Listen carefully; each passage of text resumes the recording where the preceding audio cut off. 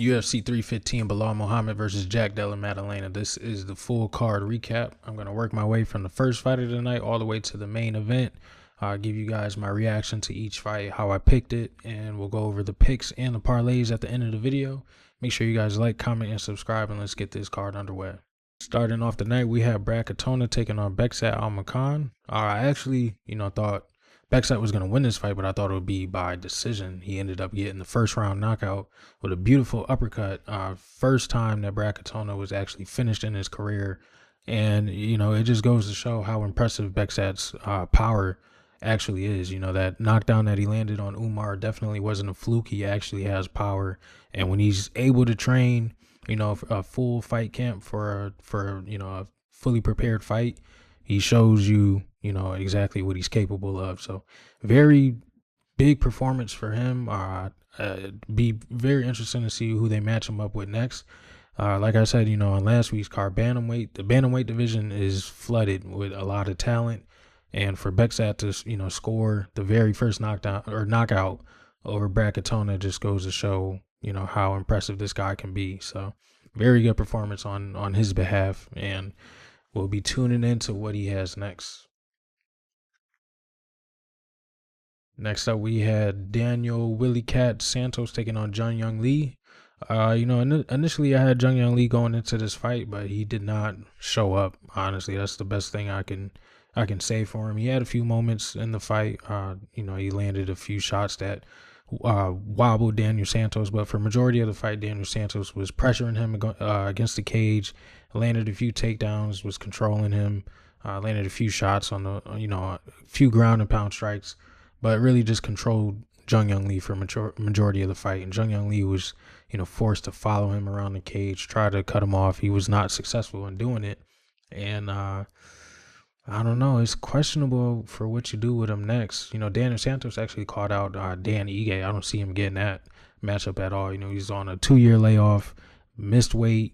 Well, initially he missed weight, came back, weighed in again. But 3 weeks ago, he left a fight, canceled a fight on 10 minutes notice, didn't even weigh in for that. So you're definitely not getting a Dan Ige fight. Maybe they book it just so, Dan Ige could separate him from consciousness, but I don't see that happening.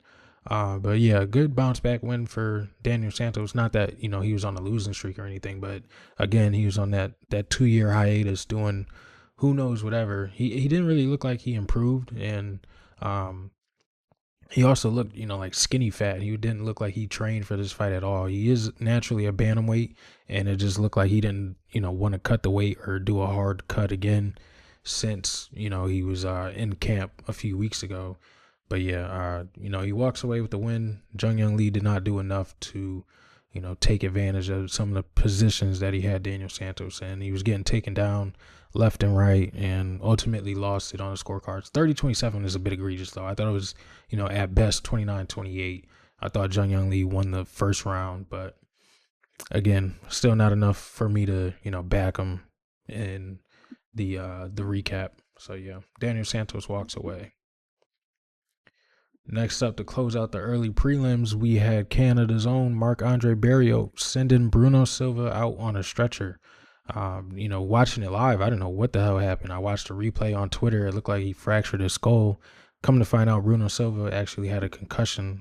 Marc-Andre put him up against the cage early, landed some big elbows, and crumbled Bruno Silva. He was, down on the canvas for a few minutes. And, they had to come out, put him on a stretcher. He went to the closest hospital, and, thank God that he's okay. They said it was just a concussion, and he should be cleared by the end of the night, which should be around now. So, but yeah, really good bounce back victory for Marc-Andre. I'm pretty sure Bruno Silva will definitely be cut. He was on that 4-fight losing streak, and him getting finally finished, I believe, for the first time in his career, right? Can we click on him? I think this is the first time he's been finished in his career.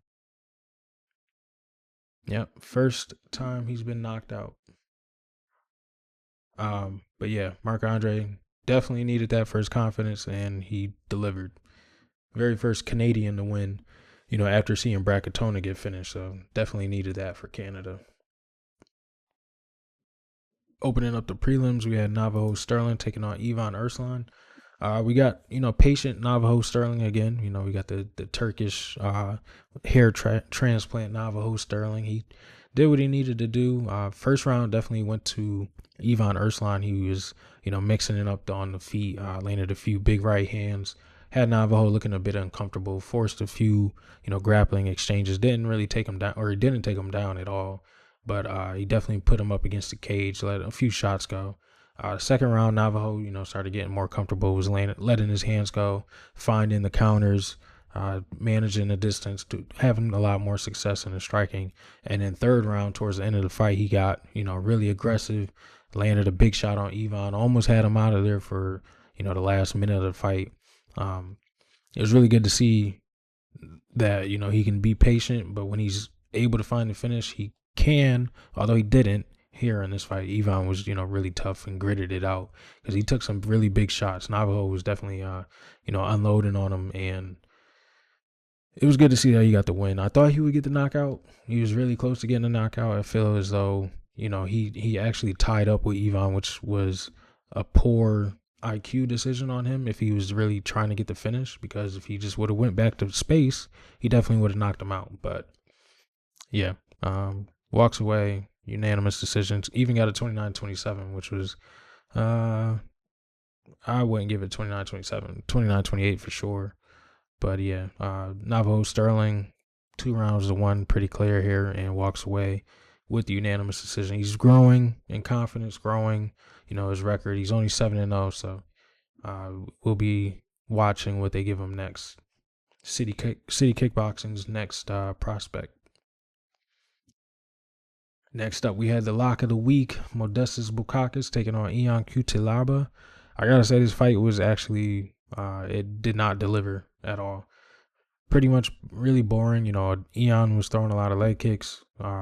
He was very active in the striking early on, but it really wasn't like enough to deter Modestas from entering the pocket. When they did enter the pocket, they were, exchanging some pretty big strikes. I will say the scorecards are absolutely terrible, though. 30-27 either way just shows you how far off the judging was for this fight. I personally had it 29-28 for Modestas. I gave him round 2 and round 3.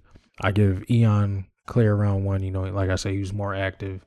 But Modestas, he stayed on the back foot. He was finding the counter strikes. He landed some really good straight shots down the middle that buckled Ion a few times. Landed a couple spinning back kicks. Ion was looking for a spinning back kick as well, but it was not there. Did not, he was unable to get Modestas down. Modestas was pretty much controlling him in the clinch exchanges that they had. But again, I know you look at the numbers, Ion, outlanded him by 70 strikes, but most of it was just like little peppering punches in the clinch. It really wasn't a lot from Ion CUTELABA to win this fight 2-1 in my opinion. I feel as though Modestas won it. Won rounds 2 and 3 pretty clear. So, but yeah, the scorecards were absolutely atrocious, and that gives you a little insight as to, what was ahead of us later down the road. But we'll get there when we get there. But yeah, Modestas Bukaskus lock of the week cashes for us, and we're back in the win column, moving the record up to 7-3 in our last 10, so that's pretty good. Next up, we had Jasmine Jasudavicius finishing Jessica Andrade with, relative ease. This was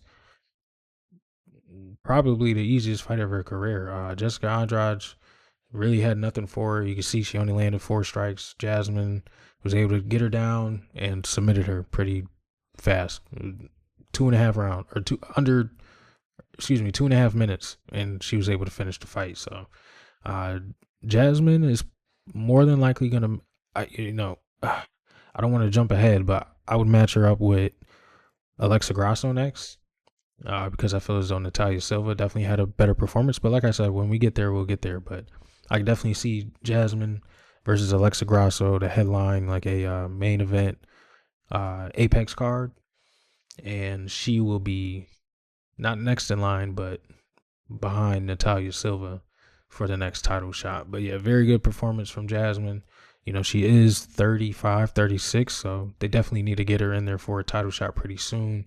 She does only have what 17 fights under her, but still she's you know, a little older, but I think she'll present some trouble for whoever the next champion is. She does need to work on her head movement though. I know Jessica wasn't able to exploit it because she was at such a, you know, height and reach disadvantage, but the ladies that are in front of her definitely will be able to, or at least have better chance of doing it. So really good performance from Jasmine. Next up, to close out the prelims, man, this is really bad for USA. Mike Malott gets the knockout in the second round over Charles Radtke. Radtke, you know, he was moving forward fairly well for majority of the fight. Mike Malott, the speed advantage was really evident, and you know, in hindsight, looking at it, I can understand the odds. But again, Charles Radtke was the one who I believe to have the death punch, but clearly it was Mike Malott. First round, you know, he landed a really clean, really fast 1-2 down the middle that snapped Radtke's head back. He pretty much ate it. So, you know, I had a little bit more confidence going into the second round for him. But man, Mike Malott lands the perfect counter hook, and Radtke crumbles, and he just gets smashed. Really good performance from Mike Malott.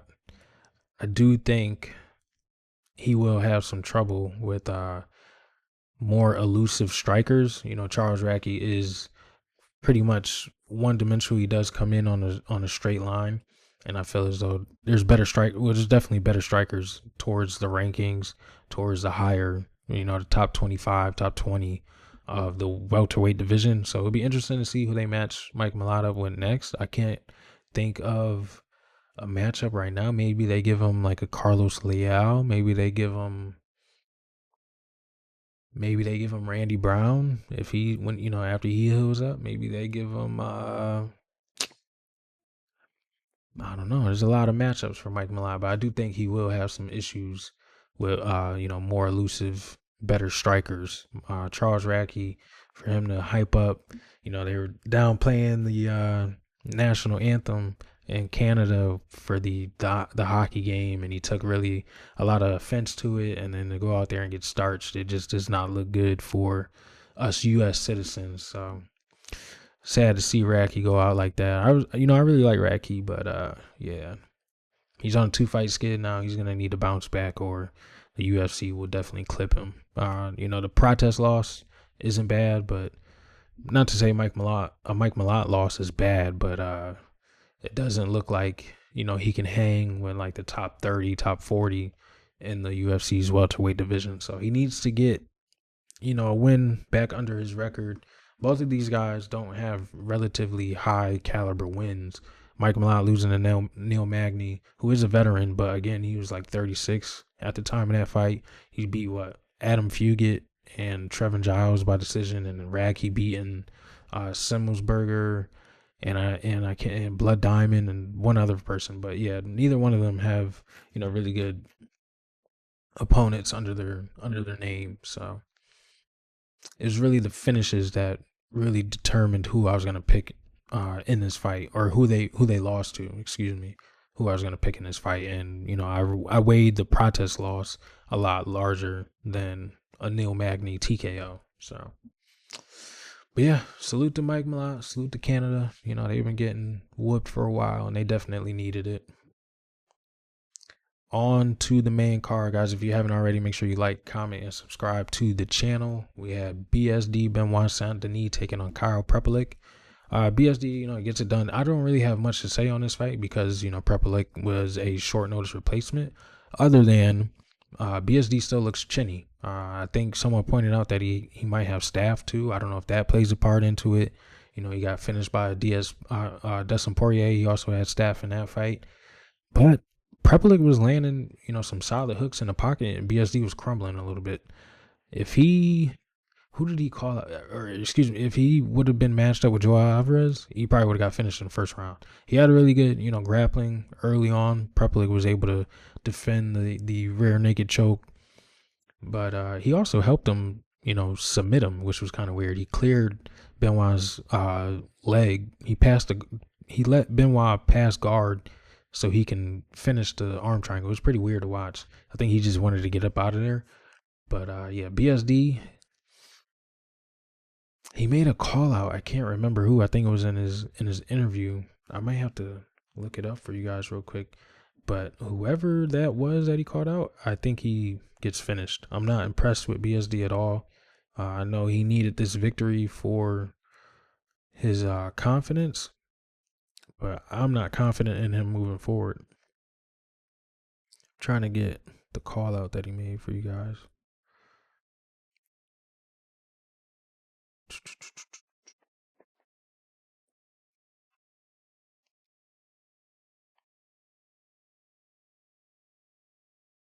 Oh, no, it wasn't a call out. Someone posted BSD versus Michael Chandler. I think that's the perfect fight for both of these gentlemen.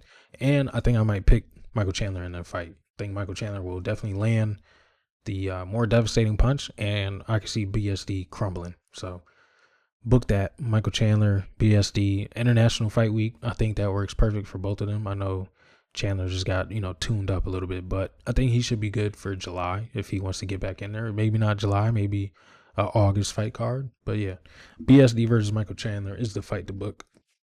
Ooh, excuse me. Next up, we had the second greatest female flyweight on the planet right now, in my opinion. Natalia Silva cleaning Alexa Grasso up for 3 rounds straight.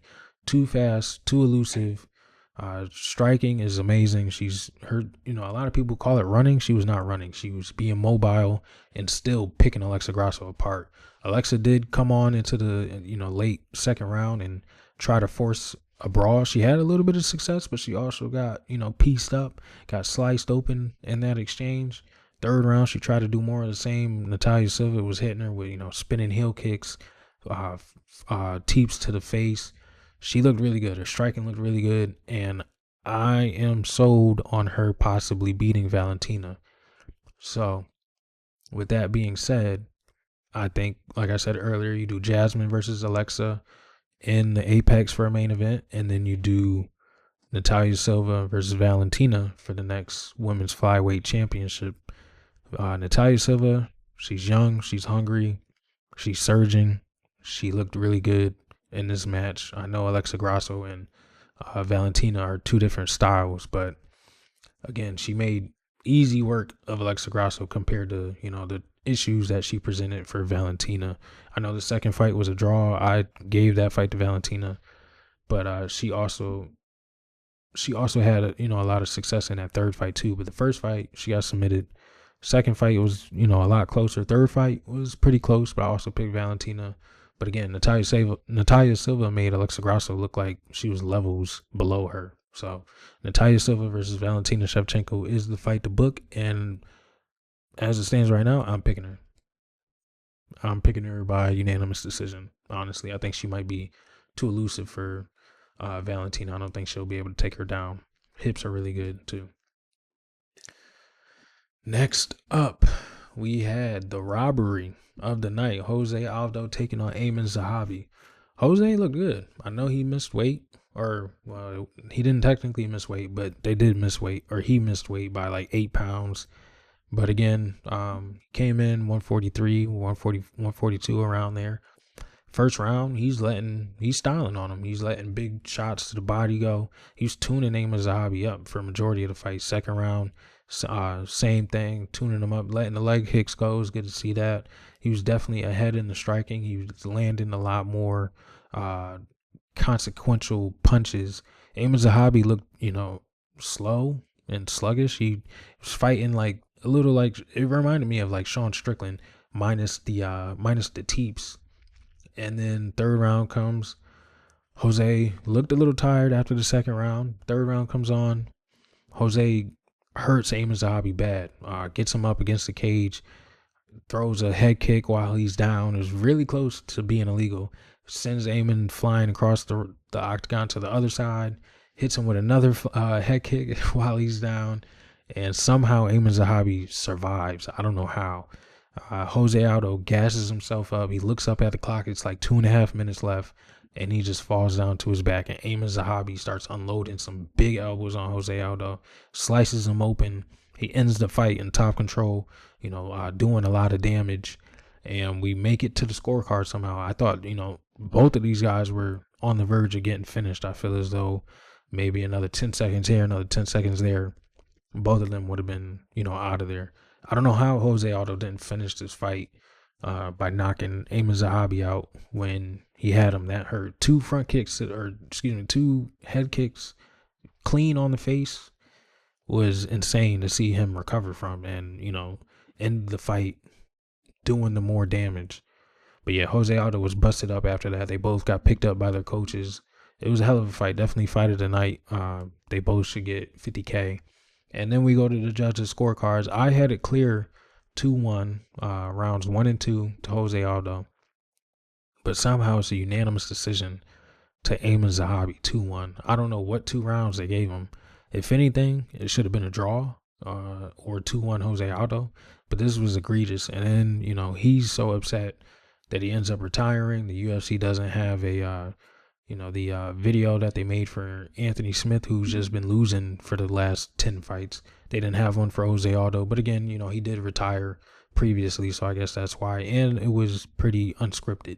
I feel as though Jose Aldo won. I think Jose Aldo thought he won. I feel like the arena thought Jose Aldo won. Well, we were in Canada, so I got to remember that. But I feel as though a lot of people did believe Jose Aldo won the fight, but he didn't. So Amin Zahabi versus Vinicius Oliveira to get some get back for Brazil. That's the fight to book, and Oliveira will destroy Amin Zahabi. I'm sure of it. But yeah, sad to see Jose Aldo get, disrespected by the judges again. And he has to walk away from the game on a disgusting L like this. He definitely won the fight. I know, he ended the fight in a bad way, but at best, you just dropped that round to Amin Zahabi. But yeah, sad to see Jose Aldo, one of the kings of the featherweight division, one of the legends of the sport, get out of the game because of poor judging. But then again, don't leave it in the judges' hands. Next up, we got Valentina Shevchenko taking on Manon Fiorot. As I was watching this fight, a lot of people I was watching this fight and keeping up with, the trending UFC 315 on X. I wanted to call her Twitter so bad. A lot of people had Fiorot up. I don't know how. I had it. What did I have it? 3-1 going into the 5th for Valentina. First round, Valentina looked quick. She looked explosive. Busted Manon nose up early. She had a huge welt on her shin from taking those leg kicks. Second round, Manon, recovered. I believe she landed a takedown. Didn't really do much with it. Landed a few strikes in the clinch. I gave her that round to her. Round 3, Manon starts to win, the first half of the fight. Then the second half, Valentina's letting some big shots go straight right down the middle. The leg kicks were there. She's, mixing in the grappling. She didn't land a takedown, but just showing that, it was coming. She landed a big knee down the middle. That kind of hurt Manon a little bit. And then towards the end of the round, she drops Manon with a big right hand. So clear round 3 to Valentina. 2-1 going into round 4. Round 4, Valentina just took the momentum away. She kept the momentum on her side. She carried that knockdown going into the round. Definitely was out striking her, out landing her, and was pretty much bullying Manon Fiorot for that entire 4th round. Round 5, I do give to, Fiorot. She was more active. She did, I believe she escaped a takedown or escaped a clinch situation in that last round. I think she landed a head kick. Valentina also landed a head kick in that round, but excuse me, I feel as though Manon was more active in the 5th round, and I gave that 5th round to Manon. But still, I had it 3-2 Valentina, pretty clear, and judges were correct, and I agree with them. So clean pick right here, Valentina, and still she will be matched up with Natalia Silva next, and I do think she will be an underdog again in that matchup. And I feel as though Natalia Silva probably wins that fight. And on Fiore, she still got a little bit more time on her side. She is only 12-1, or well, she's 12-2 now, right? Because she's 12-2 now, I believe. But who do you match Fiore with up now? Maybe they do Fiore Grasso, but that doesn't really make sense because Grasso just fought Shevchenko 3-4 times. Maybe they do. Oh, you can do Fiore versus Jasmine, right? Yeah, do Fiore versus Jasmine, or did I give Alexa to Jasmine? Either way, you could do Fiore or Alexa Grasso versus Jasmine for a main event, co-main or Apex main event or co-main event.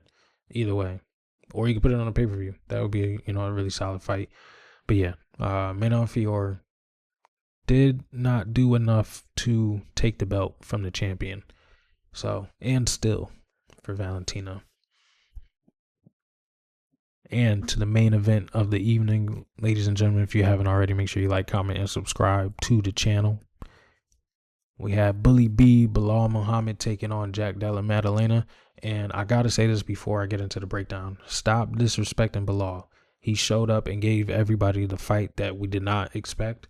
He stayed on the feet, like he said. I know he shot a few takedowns, but for a majority of the fight, it was a striking battle. And I got to give Belal the respect.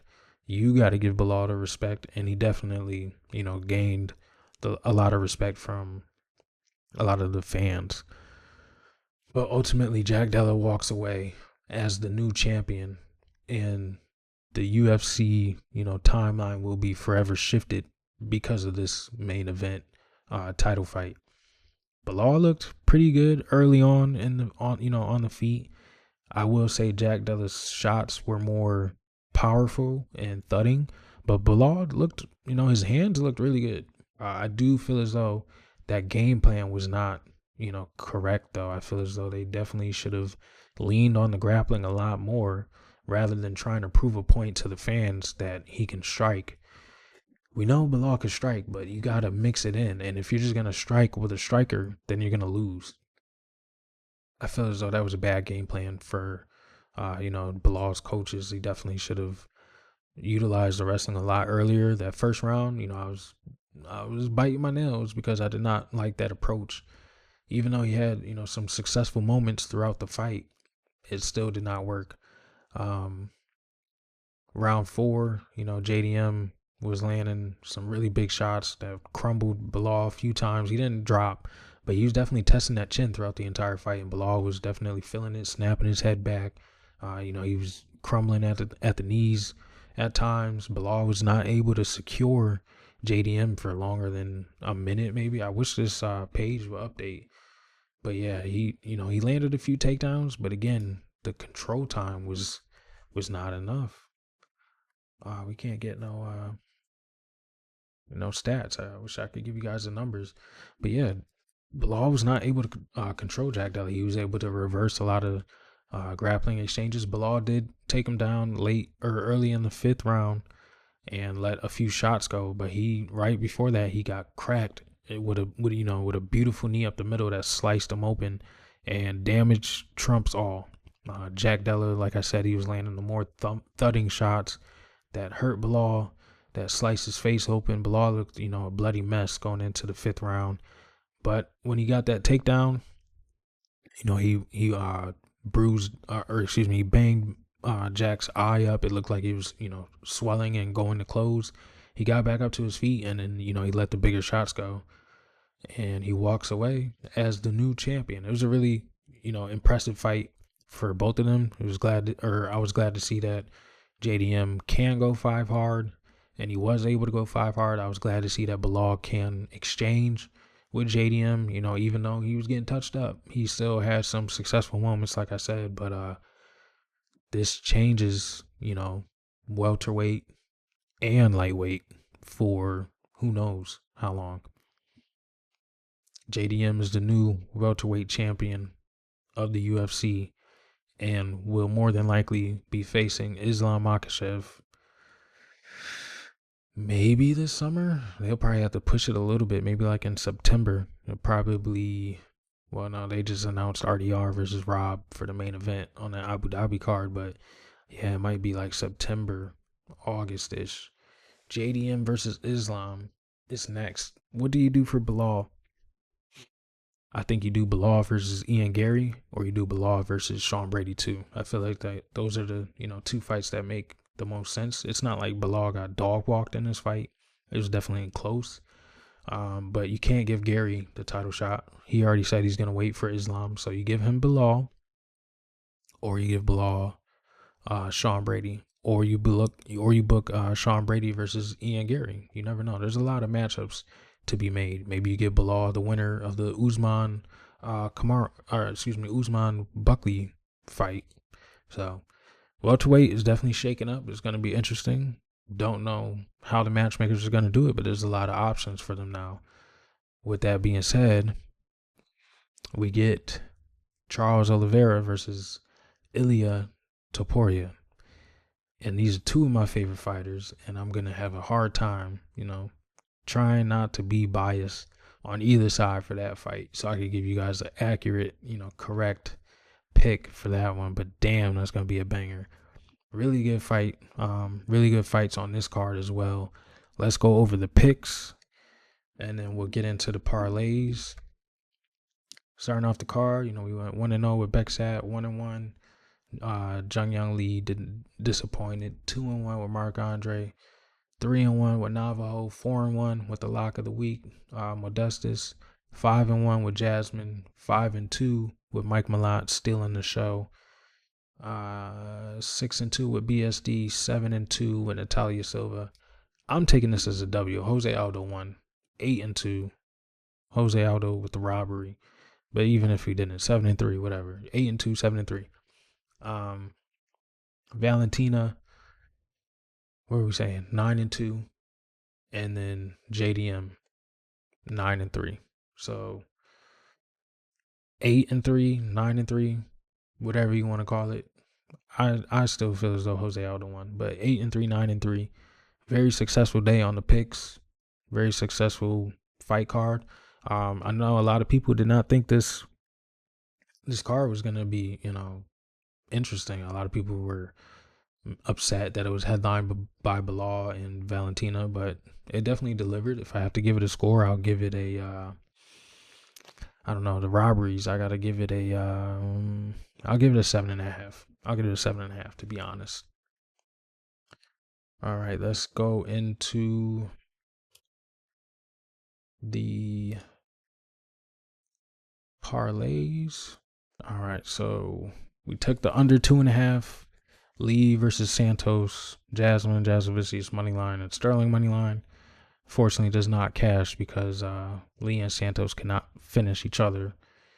Pause. That sounded crazy, but they were not able to finish the fight. Then we took Jose Aldo money line, Navajo Sterling by knockout, and Natalia Silva by decision.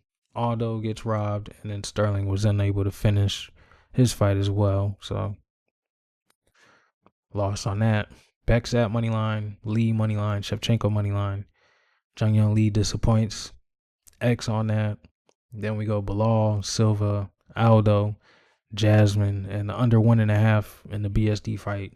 The under 1.5 was 5 seconds away from cashing. Then Bilal and obviously Jose Aldo lose. So rough day on the parlays. And then we also took Charles Radtke and Modestus by TKO. And neither of them, well, BUKASKUS won, but Radtke got knocked out. So rough day for the parlays. But if you took the lock of the week, we cashed on that. So some positives to walk away from. But that is it for the UFC 315 recap. Thank you guys for tuning in. You know, I will be back next week for what do we got? Gilbert Burns versus Michael Morales, my favorite welterweight, who is very underrated. I'll be, looking forward to give you guys my breakdown on that. So stay tuned. Thank you for tuning in. Make sure you like, comment, and subscribe, and I'll see you guys for the next one.